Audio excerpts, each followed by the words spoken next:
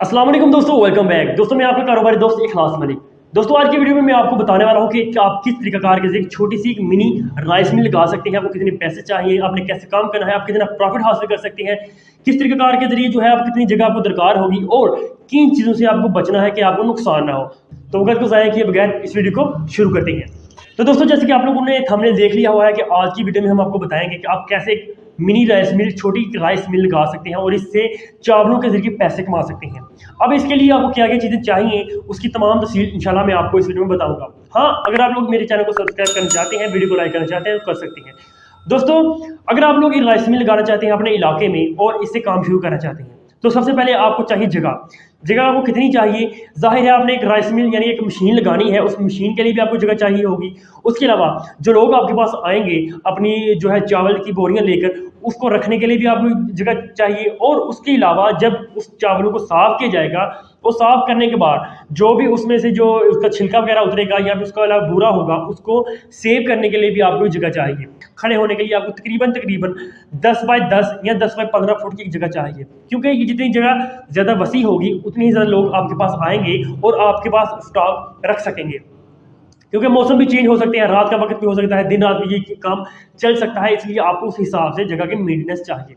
आपको एक कमरा चाहिए, वो कमरा जितना ज़्यादा बड़ा होगा उतना ज़्यादा आपको फ़ायदा होगा। वो क्यों है कि जब आपके पास अगर कमरा ज़्यादा बड़ा है यानी कि 20 बाय 20 का है, 20 बाय 30 का है या फिर 10 बाय 20 का है, जितना बड़ा कमरा होगा उतनी ही ज़्यादा आपकी वो छिलका जो है उसका जो ऊपर से छिलका उतरेगा वो सेव हो सकता है।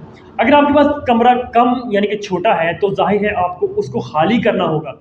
अगर कमरा छोटा है तो उसको 5 दिन के बाद, 6 दिन के बाद या हफ्ते के बाद आपको उसको ज़रूर खाली करना होगा, क्योंकि जब वो कमरा भर जाता है तो उसके अलावा आपके पास जगह स्टॉक के लिए नहीं दरकार होती।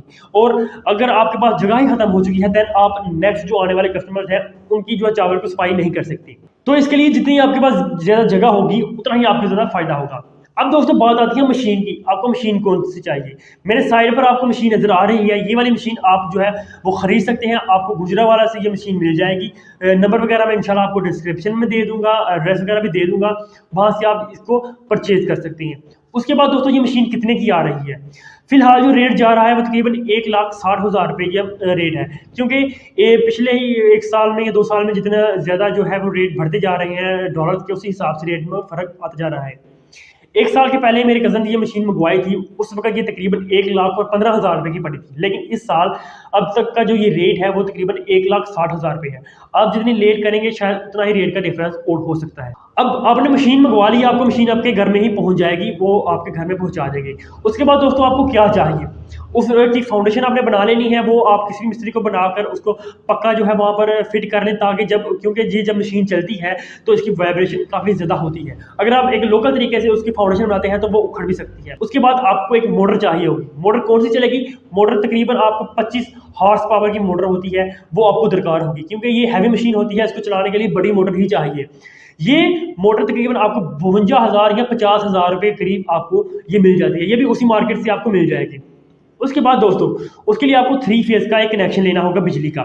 ये आपको इंडस्ट्रियल जो है वो अप्लाई करना होगा, वो भी एक टाइम लगता है थोड़ा सा, उसके बाद आपका ये कनेक्शन लग जाता है।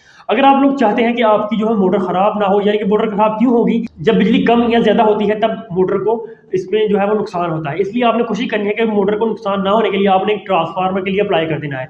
ये ट्रांसफार्मर तकरीबन आपको 1,20,000 से 1.5 लाख रुपए तक ये ट्रांसफार्मर आपको मिल जाएगा, आपको हुकूमत लगा देगी, जो कि इससे आपको ये फ़ायदा होगा कि आपकी बिजली कम और ज़्यादा नहीं होगी और आपकी मोटर भी बचेगी और आपकी बिजली हर वक्त एक जैसी होगी, आप दिन रात इसको चला सकते हैं।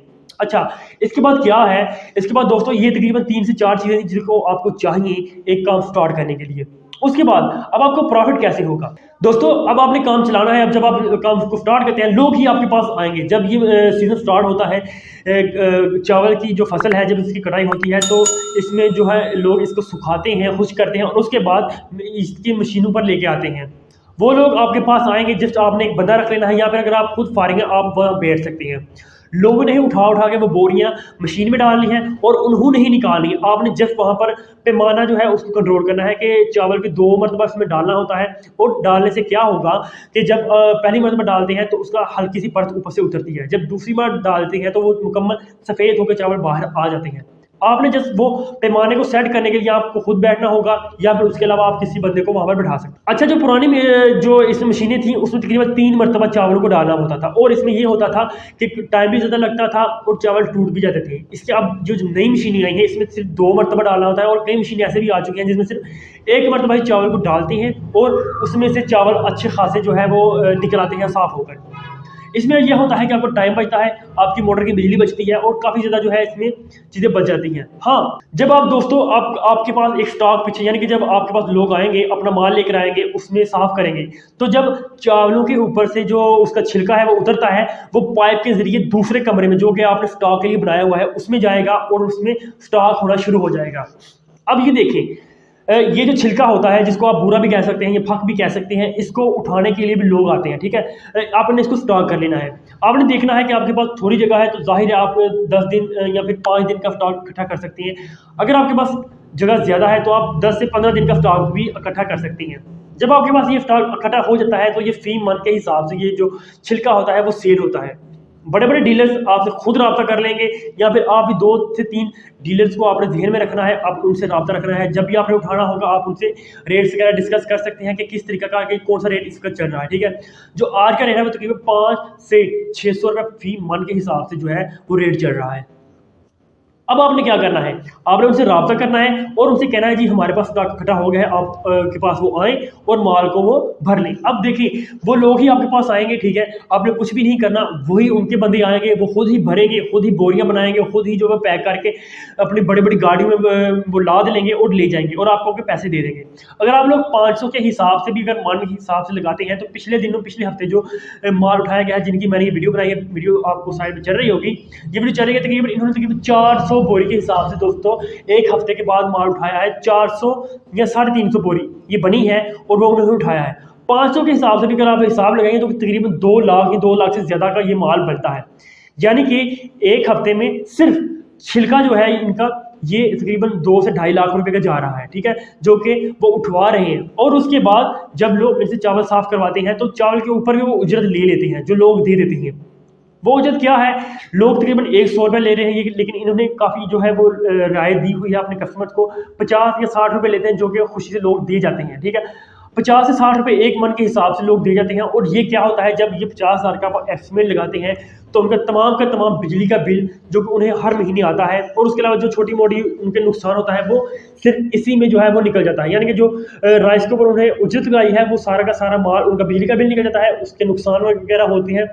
इसमें दोस्तों मशीन में आपको तकरीबन 20 से 30 हज़ार रुपये आसानी के साथ अगर आपको दिन रात मशीन चलाते हैं, तकरीबन सुबह 6 से शुरू होती है और तकरीबन रात 9 से 10 बजे तक ये मशीन चलती है और आपको 20 से 30 हज़ार रुपये के दरमियान आपका बिल आएगा। ठीक है, उसके अलावा आपके इस मशीन के दरमियान एक रूलर होता है जो कि रूलर को इसमें रोटेट करता है और चावल को साफ करता है। ये रूलर तकरीबन 3 से 4 गाड़ियां जब आप ट्रक उठवा देते हैं उसके बाद ये खराब होना शुरू हो जाता है, उसके बाद इससे आपको इसको चेंज करना होगा। ये रूलर का जो प्राइस है वो तकरीबन इस वक्त 16,000 रुपये चल रहा है। 16,000 के दोस्तों इसका प्राइस है, जो कि आपको तकरीबन अगर आप हफ्ते में एक मरतबा उठाते हैं तो जाहिर है 1 महीने के बाद आपको इसको चेंज करना होगा।